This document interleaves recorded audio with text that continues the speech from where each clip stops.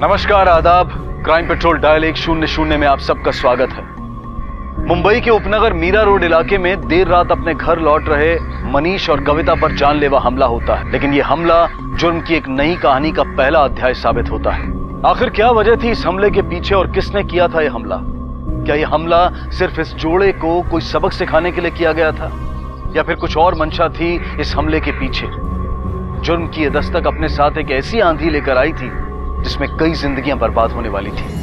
हे भगवान, क्या कर दिया मेरे बेटे के साथ। मैंने तो लाख बार बोला है कि इस तरह देर रात कहीं आना जाना सही नहीं है, लेकिन मेरी सुनता कौन है?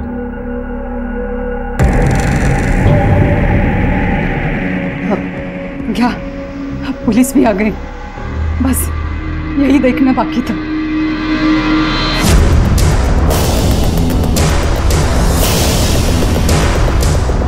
इनकी हालत काफी गंभीर है। अगर ये टाइम पे हॉस्पिटल नहीं पहुंचते तो इनकी जान भी जा सकती थी। आप दोनों को किसी पर शक है?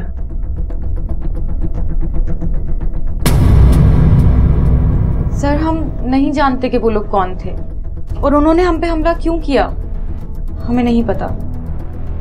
मनीष, इस तरह अचानक हमले की कोई तो वजह होगी, किसी से कोई दुश्मनी? नहीं सर, हम सच में नहीं जानते। आखिर ऐसा कैसे हो सकता है कि आप दोनों ने कुछ नहीं देखा? कम से कम ये तो पता होगा ना कि कितने लोग थे।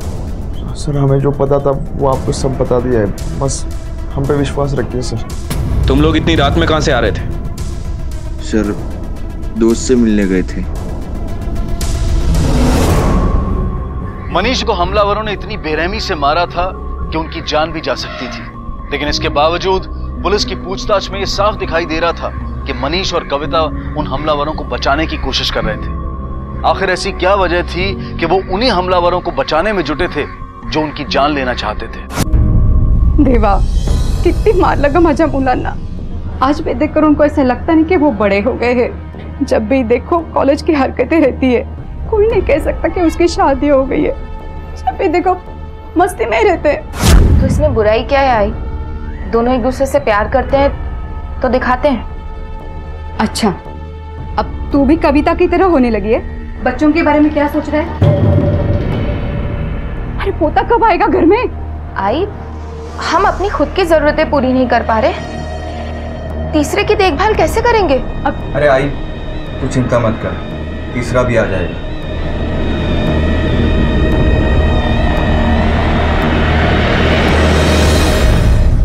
मुझे लग रहा है कि मनीष हमलावर को बचाने की कोशिश कर रहा है, लेकिन वो ऐसा कर क्यों रहा है? सर, हो सकता है कि मनीष हमलावर को अच्छे से जानता हो, शायद इसीलिए उसे बचाने की कोशिश करता है। लेकिन कोई पहचान वाला इतनी बेरहमी से मारेगा? वो तो मनीष की किस्मत अच्छी थी कि बच गया। दोनों का कहना है कि दोनों ने कुछ नहीं देखा, ना हमलावर का चेहरा ना कोई और पहचान। ऐसा कैसे हो सकता है? मुझे लगता है वो कुछ और छुपाने की कोशिश कर रहा है। शायद उस पर हुए हमले की वजह कोई बड़ा क्राइम। इस मनीष की कुंडली निकालनी पड़ेगी। सर, मैंने इस मनीष के बारे में कुछ बातें पता की है। कई सालों से शांतिनगर में रहता है और पेशे से ड्राइवर है। उसके साथ काम करने वाले लोग, यार, दोस्त, रिश्तेदार, सबसे पूछताछ करो। अगर इस हमले की वजह कोई क्राइम है तो इस क्राइम में और पार्टनर्स भी होंगे। Right sir. मैंने ही उनको हॉस्पिटल छोड़ा था, लेकिन उनका किससे झगड़ा हुआ, किसने उसको मारा, मुझे नहीं पता। मनीष तो लगभग हर रात को बाहर जाता है सर, वो भी अपनी बीवी के साथ। उसका एक फ्रेंड है मंगल, उसी के साथ वो रहता है। हाँ साहब, बहुत बार दोनों को गैरेज पर जाते देखा है। जहाँ वो मंगल काम करता है ना, गैरेज भी लेट नाइट जाते थे।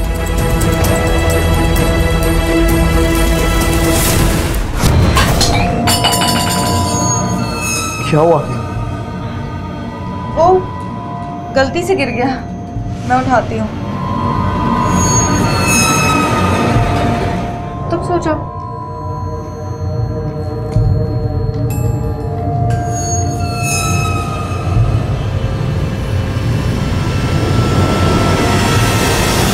सर, हमारी इन्फॉर्मेशन के हिसाब से मनीष और कविता लगभग हर रात गैरेज जाते थे। दोनों हर रात क्यों गैरेज जा रहे थे? ऐसा क्या चल रहा था उस गैरेज में?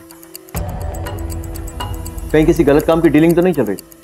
वैसे भी मनीष की माली हालत ठीक नहीं है, तो हो सकता है कि किसी गलत काम में इन्वॉल्व हो गया हो और मजबूरी में उसे अपनी पत्नी को भी इन्वॉल्व करना पड़ा हो। मुझे जल्द से जल्द दोनों की डिटेल्स चाहिए। Okay sir.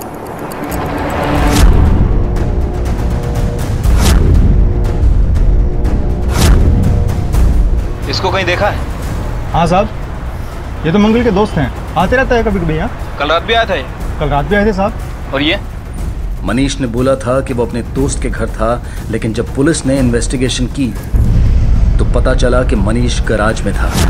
पुलिस को इस बात का आभास हो गया था कि गैराज में कुछ तो गलत हो रहा था, और फिर एक चौंकाने वाली हकीकत उनके सामने आई।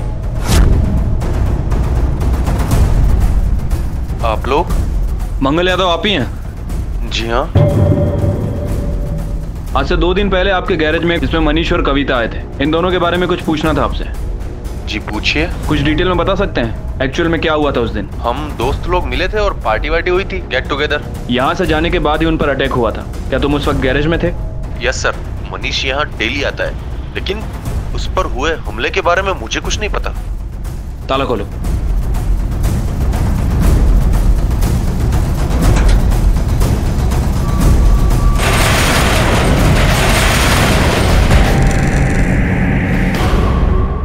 योगेश और चंदा की लाश ने इस केस का रुख ही बदल दिया। क्या मनीष ने अब तक जो पुलिस को बताया था वो सब सच था?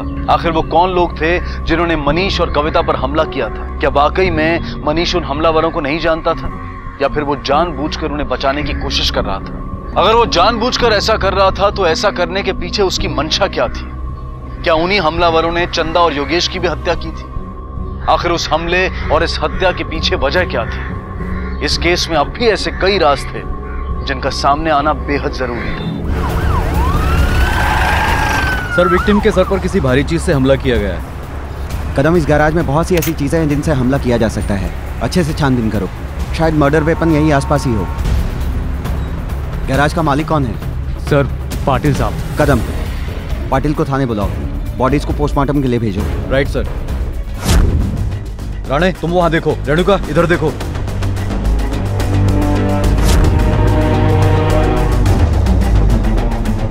राणे, एक पाना गायब है, आसपास ही होगा।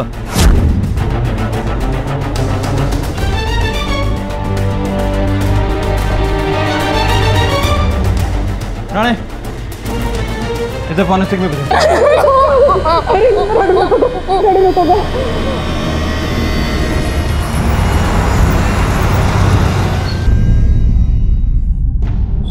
मुझे जो पता था वो आपको बता दिया सर। आप बार बार पूछेंगे तो भी मैं यही बता सकता हूँ, इससे अलग कुछ नहीं। कविता, क्या तुम्हें कोई ऐसी बात पता है जो मनीष हमसे छुपा रहा हो? नहीं, वो सच कह रहे हैं, हम और कुछ नहीं जानते हैं। मनीष देखो, तुम्हारे भैया और भाभी का खून हो चुका है, तो तुम अब भी चुप हो। सच बताओ, क्यों जाते थे गैरेज में? सर एक्चुअली हमारा घर बहुत ही छोटा है सर, एक दूसरे के साथ वक्त नहीं गुजार सकते, तो हम इसीलिए दोस्त के गैरेज पे गए। पर भैया अभी उस गैरेज पे कैसे पहुंचे वो हमें नहीं पता। कहीं आपसी रंजिश का मामला तो नहीं? हो सकता है कि किसी बात से गुस्सा होकर योगेश ने मनीष पर हमला किया और बदला लेने के लिए मनीष ने योगेश और उसकी पत्नी को मार दिया। कदम, आस पड़ोस में पता लगाओ ये दोनों भाई मनीष और योगेश, इनके रिलेशन कैसे? Okay sir. कैसी बात करें सर? मनीष भाई और झगड़ा? बहुत ही शांत स्वभाव था उनका। हाँ, अपने भाई से थोड़ा परेशान रहते थे। दोनों में झगड़े भी होते थे। दोनों भाइयों में झगड़े की वजह? योगेश को मनीष और उसकी वाइफ पसंद नहीं थे सर। ठीक है। जब से मनीष की शादी हुई है ना, तब से दोनों भाइयों में काफी झगड़ा होने लगा है। घर को लेकर भी दोनों भाइयों के बीच में कुछ टेंशन था। मनीष तो इस घर को बेचकर नया घर लेना चाहता था, पर योगेश ऐसा नहीं चाहता था। सर, आदमी अगर अपनी बीवी के दिमाग से काम करने लगे ना, तो गाड़ी रोकने के लिए ब्रेक की जगह पैरों का इस्तेमाल करता है, और यही उसके साथ हुआ। वो तो कविता के लिए कुछ भी करने के लिए तैयार था, यहाँ तक कि अपने भाई से लड़ता था, और कविता को एक छोटा का रास नहीं आता था। पंगे तो बहुत होते थे दोनों भाइयों के बीच में, यहाँ तक कि मारपीट भी होती थी, और हमने कई बार देखा भी है। पर उसके लिए मनीष योगेश का मर्डर नहीं कर सकता सर, वो ऐसा लड़का नहीं है सर। Thank you. शायद चंद्रा किसी तरह के प्रोस्टिट्यूशन में इन्वॉल्व थी। हो सकता है योगेश ने उसे फॉलो किया हो और चंदा की सच्चाई उसके सामने भी आ गई। फिर उसका झगड़ा उस क्लाइंट से हुआ हो जिससे चंदा मिलने गई थी, और बात में बात इतनी बढ़ी कि योगेश और चंदा को अपनी जान से हाथ धोना पड़ा। सर, गैराज के मालिक आए। बुलाओ।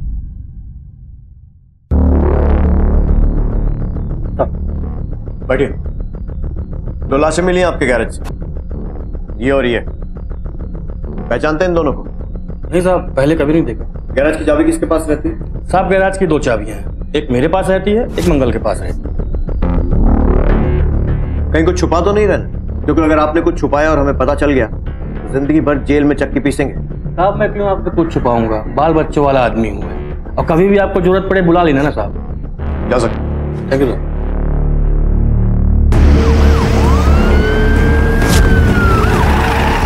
घर से निकलने से पहले क्या बोल कर गए थे? हाँ, वो कोई पिक्चर देखने जा रहे थे। बेटे जरा पानी लाओ। जी अंकल। देखिए ये सब क्यों हुआ और इसके पीछे कौन लोग शामिल हैं, ये पता लगाने के लिए हम सारे एंगल खंगाल रहे हैं। क्या आपको लगता है कि आपकी बहू किसी तरह के प्रोस्टिट्यूशन मतलब वैश्यावृत्ति में शामिल थी? काय म्हणताय साहब तुम्ही? वो मेरी बहू है, इस घर की इज्जत वो ऐसा कुछ नहीं कर सकती। भगवान ने मुंह दिया तो कुछ भी बोल के जाएंगे क्या हमें? हम शरीफ लोग हैं, मुझे कुछ बात करनी नहीं है आपसे, चले जाइए ऐसे। कुछ भी बोलते हैं हमें।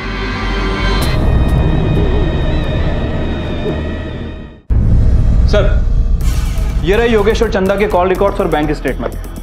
सर रिकॉर्ड्स के हिसाब से तो ऐसा लगता है कि ये लोग किसी भी गलत काम में इन्वॉल्व नहीं थे। सर फैमिली में सोर्स ऑफ इनकम योगेश और मनीष की सैलरी है, और सर फोन रिकॉर्ड्स के हिसाब से मोस्टली कॉल्स आसपास के लोगों के और फ्रेंड्स के हैं। अब सर एक ही एंगल है जिस पर हम काम कर सकते हैं। कौन सा? सर मंगल और चंदा ये दोनों लगातार एक दूसरे से फोन पर बात करते थे, लेकिन मंगल ने योगेश से बिल्कुल ना के बराबर बात की। इस मंगल की कॉल रिकॉर्ड निकालो और पता करो कि उस रात ये कहाँ था। Right sir. सब तुम लोगों की वजह से हुआ है। बर्बाद करके रखा है इस घर को, खा गए मेरे बेटे को। भाई अगर काय बोलतेस मैं अपने भाई को क्यों मारूं? तू जास्त बोल नकोस मला। लिए कभी घर की जिम्मेदारी, किए चिंता घर की, बस मस्ती मस्ती मस्ती। भाई तू क्या बोल रही है ये? तू माझ्या डोक्यात जाऊ नकोस, जास्त बोल नकोस तू। एक योगेश था जिसे इस घर की चिंता थी, उसे तुम लोगों ने खा लिया। मिली शांति, कलेजा ठंडा हो गया क्या? योगेश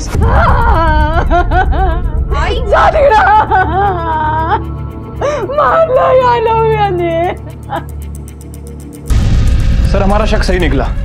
लोकेशन डिटेल के हिसाब से मंगल की लोकेशन कत्ल वाली रात गैरेज के आसपास के एरिया में थी।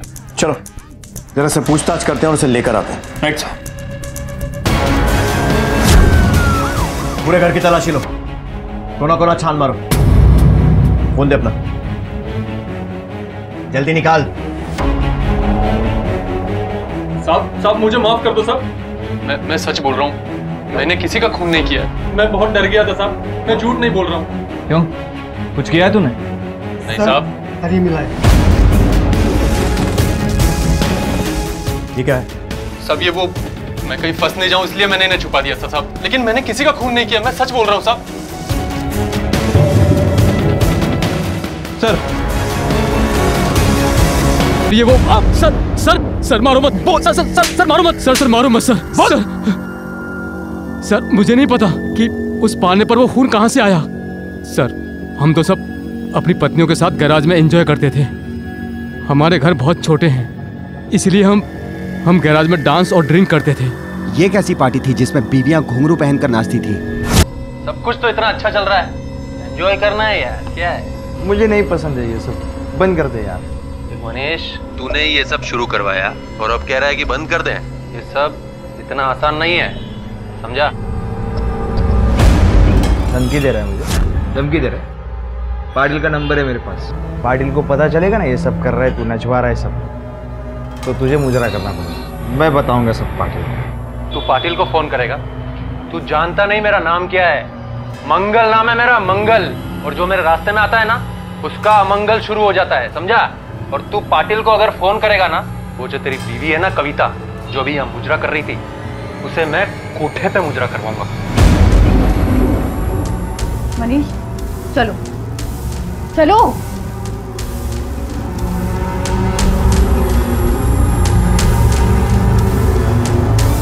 सर हम लोग तो मनीष को सिर्फ डराना चाहते थे और इसीलिए हमने उस पर हमला किया। और योगेश के साथ ऐसा क्या हुआ कि उसे मार दिया? अब मैं सच कह रहा हूँ साहब, मैंने योगेश को नहीं मारा। सर हम में आपस में झगड़ा हो सकता है हम दोस्तों में, लेकिन हम में से कोई भी किसी का खून नहीं कर सकता सर। एक मंगल तू पहले भी झूठ बोल रहा है, तू अभी भी झूठ बोल रहा है। बोल सच। ऐसे मुंह नहीं खोलेगा। उस पार्टी में जो भी आता था सबका नाम, पता और सारी डिटेल्स, समझा ना?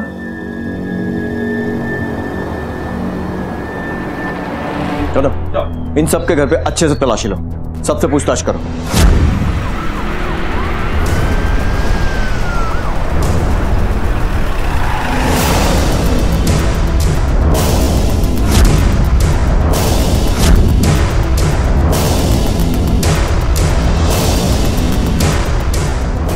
फ्रेंड्स का ग्रुप गैरेज में मिलता है पार्टी करने के लिए और ये उनका रोज का रूटीन।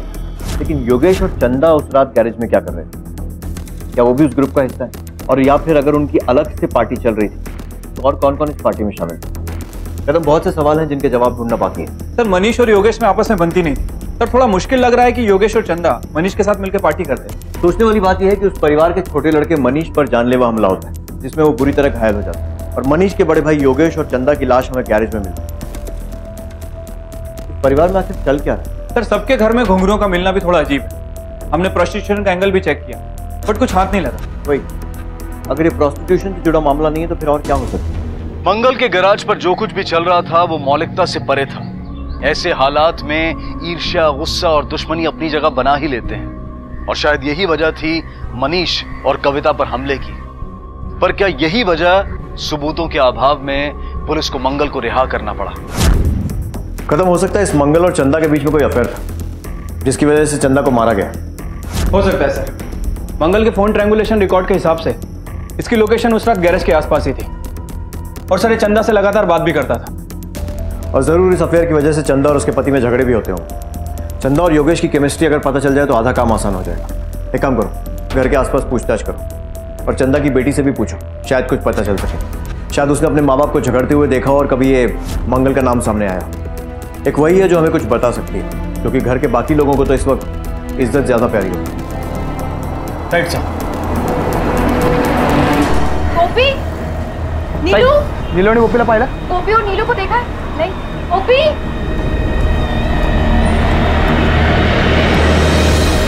हमें चंदा की बेटी गोपी से कुछ बात करनी है। सर हम अभी के पास आने वाले थे। क्यों? नीलू और गोपी सुबह से नहीं मिल रही। पूरे एरिया में ढूंढा लेकिन कहीं नहीं मिली वो। सर ये केस तो और सेंसिटिव होता जा रहा है। दोनों ही बच्चियां गायब हैं। घर वालों का कहना है कि किसी ने उन्हें अगवा कर लिया। कदम, जरूर उन बच्चियों को कोई ऐसा राज मालूम था जिससे किसी को खतरा हो सकता था और उस खतरे से बचने के लिए ही उन्हें अगवा किया गया। हमें जल्द से जल्द उनका पता लगाना होगा। पता नहीं किस हाल में होगा। सबसे पहले इस चंदा और मंगल के एंगल को क्लियर करते हैं। जरूर कुछ पकड़ा था इन दोनों के बीच, नहीं तो ये मंगल सिर्फ चंदा के टच में क्यों था? Right sir.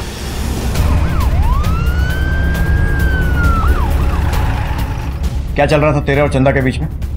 कुछ नहीं सर। अगर कुछ नहीं चल रहा था तो इतनी देर तक उससे फोन लगाकर कस्टमर केयर खेल रहा था? सर मंगल और चंदा ये दोनों लगातार एक दूसरे से फोन पर बात करते थे। हाँ, हेल्पलाइन खोल के रखी है तूने? योगेश को तो कभी फोन नहीं किया तूने इतना? देख मंगल, सब सच सच बता दे, हमें पता है। बोल। सर ऐसा कुछ नहीं था सर। सर ऐसा नहीं बोलेगा, इसे पुलिस स्टेशन ले जाकर स्पेशल ट्रीटमेंट देना होगा। लेके चल। सर वो मैं बताता हूँ सर वो हेमा और मनीष का चक्कर चल रहा था।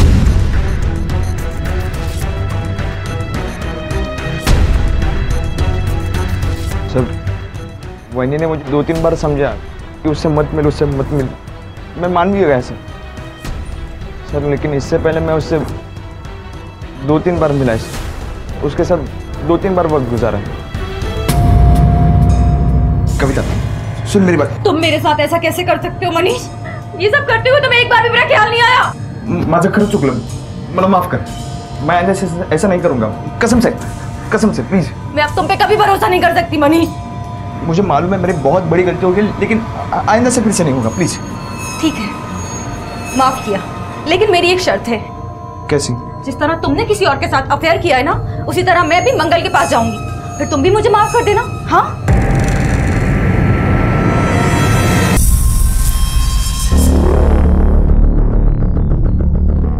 बेटा क्या हुआ था? डरो मत, साफ साफ बताओ। अंकल आंटी के बाद जब मम्मी पापा पे हमला हुआ तो हम बहुत बुरी तरह से डर गए थे। हमें लगा कि हमें भी मार देंगे, इसके लिए हम भाग गए। बेटा आपको किससे डर था? मुझे नहीं पता अंकल, बस हमें डर था। और रास्ते पर क्या हुआ था? वो ड्राइवर अंकल हमें काम करवाते थे और काम के बाद हमें खाना देते थे। खाना खाने के बाद हमें चक्कर आने लगता था। और उसके बाद फिर? चक्कर आने के बाद पता ही नहीं चलता था कि क्या हो रहा है और फिर हम बेहोश हो जाते थे।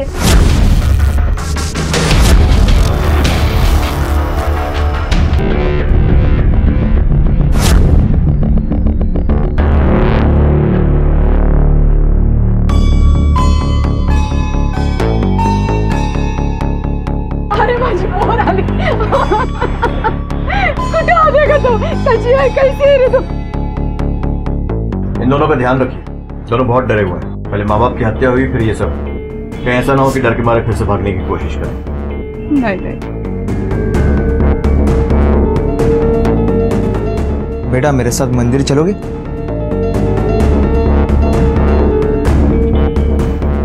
हाँ आई।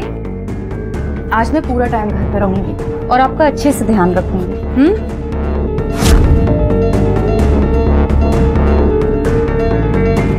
दोनों बच्चों से मिली जानकारी के आधार पर पुलिस ने ड्राइवर का स्केच बनवाया और खबरियों के नेटवर्क के जरिए वो ड्राइवर पकड़ा गया।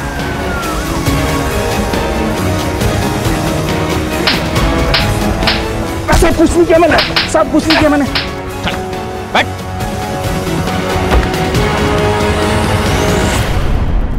सर, वो ट्रक ड्राइवर पकड़ा गया जिसने दोनों बच्चियों का रेप किया था। कदम, मुझे अभी भी एक बात समझ में नहीं आ रही कि बच्चियां किस बात से इतना डर गई थी कि अपने ही घर से भाग गई। अंकल आंटी के बाद जब मम्मी पापा पे हमला हुआ तो हम बहुत बुरी तरह से डर गए थे। हमें लगा कि हमें भी मार देंगे, इसके लिए हम भाग गए। सर, ऐसा हो सकता है कि इन दोनों बच्चियों ने योगेश और चंदा का मर्डर होते देख लिया और कातिल को बहुत अच्छी तरह से जानती हो। शायद उसी के डर से घर छोड़ के भाग गई हो। पॉसिबल है। तुम्हारे लिए मैंने कुछ लाया है, बताओ क्या लाया? जलेबी। लो। चलो अब घर चलते हैं। आखिर क्या रहस्य था कविता, योगेश और चंदा की मौत का? एक ही घर के कई सदस्य मौत के घाट उतर चुके थे। पुलिस की शक की सुई इस कहानी के हर किरदार की तरफ घूम रही थी।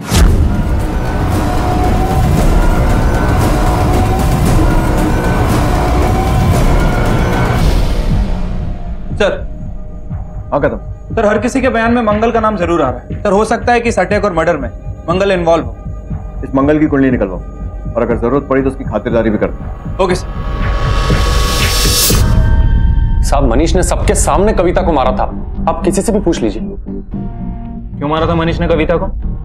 साहब, क्योंकि वो मैंने सबके सामने झूठ मूठ कह दिया था कि वो मेरे साथ सोई है। और मनीष के सामने अपनी धाक जमाने के लिए मैंने उससे झूठ बोला। यार, अच्छा हुआ जो तूने वो ब्रोकर के ऑफिस में नौकरी कर ली। ये मस्त पार्टी वार्टी तो होने लगी ना यार। हाँ यार, उस दिन जो गैरेज में हुआ था ना, उसके बाद से तो ऐसा लग रहा था जिंदगी का मजा ही खराब हो गया था। अब लग रहा है रौनक फिर से लौट आई है। और मनीष, सच बोल रहा हूँ यार, क्या मस्त बीवी पाई है तूने। मैं तो एक ही रात में जन्नत जाके आया हूँ और तेरा तो रोज का आना जाना होगा। इतना सब होने के बाद भी तुम लोग सुधरे नहीं।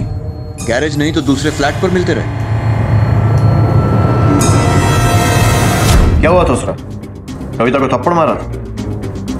हाँ सर, मैंने कविता पे हाथ उठाया था, लेकिन सर मैं उसे सॉरी भी बोला। मुझे लगा कि मैंने भी गलती की है उसके साथ, उसका विश्वास तोड़ा है। तो वो कैसे गलत हो सकती है सर? मैं उसे मार नहीं सकता सर, मैं उसे बहुत प्यार करता था। और ये सब जब हुआ तब मैं मंदिर में था बच्चों के साथ। ठीक है, अभी जाने दे रहा हूँ, लेकिन जब बुलाऊं आ जाना।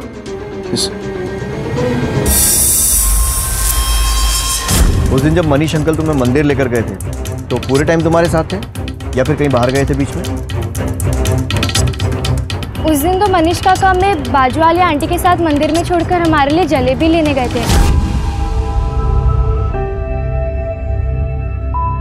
काकी, थोड़ा ध्यान रखना, मैं आता हूँ। पर वो 15-20 मिनट में वापस आ गए थे। सर, मनीष का घर और मंदिर दोनों आसपास ही हैं। और सर, मंदिर से मिठाई की दुकान तकरीबन 5 से 10 मिनट के रास्ते पर है। और सर, बच्चियों के मुताबिक मनीष 15 मिनट में वापस आ गया। सर, कहीं ऐसा तो नहीं कि बच्चियों का टाइम कैलकुलेशन गलत हो? वो 15 मिनट नहीं बल्कि 30 से 40 मिनट बाद वापस आए। और सर, इतना टाइम किसी को मारने के लिए काफी होता है। सर, हो सकता है कि मनीष ने ही कविता का खून किया। इस मनीष का पूरा घर छान मारो, उठाओ उसे। Right sir.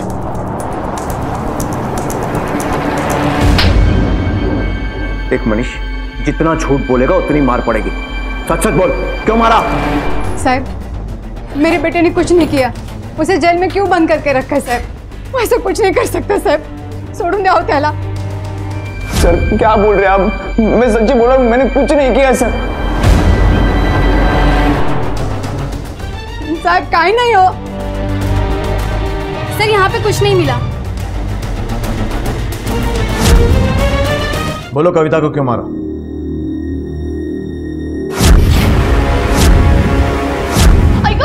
सांगते सांगते सांगते, जब से वो कल हुई इस घर में आई तब से इस घर की शांति भंग हो गई। इस घर को हमेशा वो छोटा ही समझते थे, वो हमसे अलग होना चाहते थे। उसने मनीष को अपनी तरह बनाना चाहा। वो चाहते थे कि मनीष उसके सब सुने और वो जैसा चाहे वैसा वो करे, पर वो अपने चाल में कामयाब नहीं हुई तो उसने बाहर चक्कर चलाना शुरू कर दिया। मनीष की जिंदगी और हमारे घर का सुकून बर्बाद करके रखा था। दूध का धुला तुम्हारा मनीष भी नहीं है, उसका भी बाहर चक्कर चल रहा था ना। पर वो मर्द है, मर्द कुछ भी करे तो चलता है, औरत कभी मर्दों के बराबर नहीं कर सकती। और मैंने चाहती थी कि गोपी और नीलू इस कलमुई की तरह बने।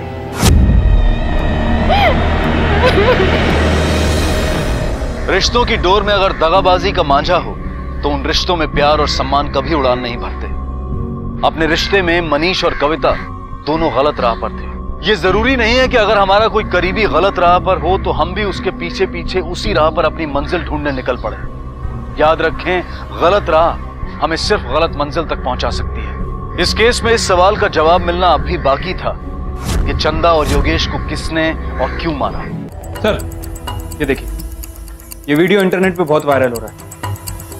इस वीडियो का सोर्स पता करो, आईटी सेल के साथ वीडियो शेयर करो, पता करो किसने बनाया है और किसने इसे रिलीज किया। Right sir.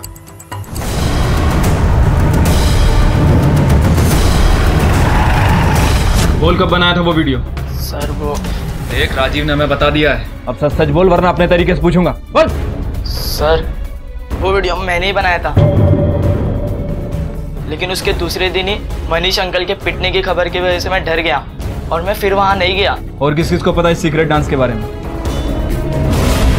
सर ये रहे अमित के call details. Sir call details के हिसाब से अमित सच बोल रहा है। सर जिस दिन मनीष पर हमला हुआ उसके एक दिन पहले अमित की लोकेशन गैरेज की थी, और सर उसके बाद वो गैरेज के आसपास भी नहीं गए। कदम गैरेज के आसपास की दुकानों और वहां रहने वाले लोगों से पूछताछ करें।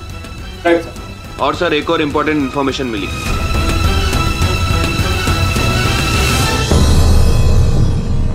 दीदी अब हम अकेले क्या करेंगे? नीलू, काका को तो हमारी फिक्र नहीं है और आजी को भी पुलिस लेकर गई है। हम ना रात होते यहाँ से कहीं भाग जाएंगे और बहुत दूर चले जाएंगे। मैं तेरा हमेशा ख्याल रखूंगी। आपने इनमें से किसी को आसपास देखा था? सर शायद मैंने इसको यहाँ देखा सर।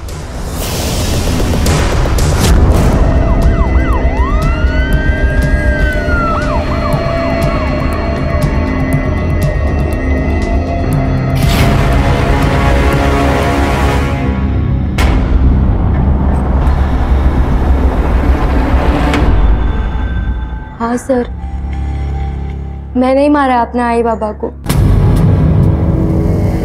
लेकिन क्यों? अपने ही आई बाबा को क्यों मारा? हम जीना चाहते हैं सर।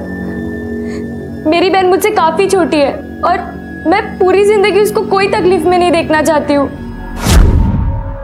दीदी हम हॉल में नहीं सो सकते हैं क्या? इधर बहुत गर्मी हो रही है। नहीं नीलू, यहाँ पे ही सोना पड़ेगा। तू सो जा, आँख बंद कर। उस छोटे से घर में हम लोगों का रहना बहुत मुश्किल हो रहा था। ऊपर से आजी को पोता चाहिए था और फिर एक दिन मैंने आई बाबा की बात सुनी। मुझे अपने किए पे कोई पछतावा नहीं है सर। मैंने जो किया मेरे और मेरी बहन के लिए किया है सर। गोपी, तुम्हें अभी सही और गलत की समझ नहीं है, लेकिन इस जुर्म के बाद तुम्हें सोचने का बहुत मौका मिलेगा और जब तुम थोड़ा बड़ी हो जाओगी तो समझ जाओगी कि किसी भी समस्या का हल जुर्म कभी नहीं होता। गोपी को 3 सालों के लिए बाल सुधार गृह में रखा गया है, लेकिन सोचने वाली बात यह है कि जो कुछ भी गोपी ने किया उसके लिए वो कितना जिम्मेदार है। क्या ये हमारा फर्ज नहीं बनता कि हम अपने रिश्तों को जिम्मेदारी और ईमानदारी से निभाएं? क्या हमारी जिंदगी में रिश्तों में संवेदनशीलता इतनी कम हो चुकी है? नई सोच के नाम पर हम किसी बुरी चीज को अच्छे और एडवांस सोच का लेबल नहीं लगा सकते। हम सबको इस बात का ख्याल रखना होगा कि जो कुछ भी आज हम बोएंगे कल वही हमें काटना होगा। इसी विचार के साथ अब मैं अनूप सोनी आपसे विदा लेता हूं। फिर मुलाकात होगी अगले एपिसोड में एक और चौंका देने वाले केस के साथ। तब तक अपना और अपने परिवार का ख्याल रखें और देखते रहें क्राइम पेट्रोल डायल 100। सबक एक को सीख हम सबको। जय Hind. If you want to enjoy more crime files content like this, please subscribe to our channel and click the bell icon.